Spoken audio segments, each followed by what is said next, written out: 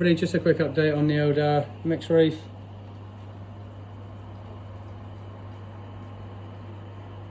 Lovely little Gonapora put in. Free head, Dragon Soul put in today, and a Hydrus Owen just behind. Torches are looking really good at the moment. Just need to mount them enough for other places, but life, working kids getting away. All looking really, really good. Some beautiful torches going on at the moment.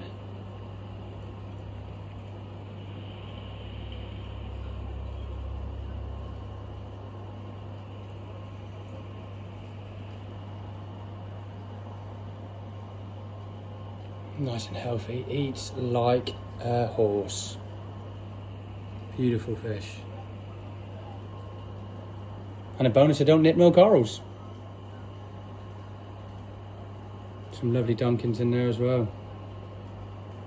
But I only put in a couple of hours ago, so just starting to come out nicely. Thanks for watching.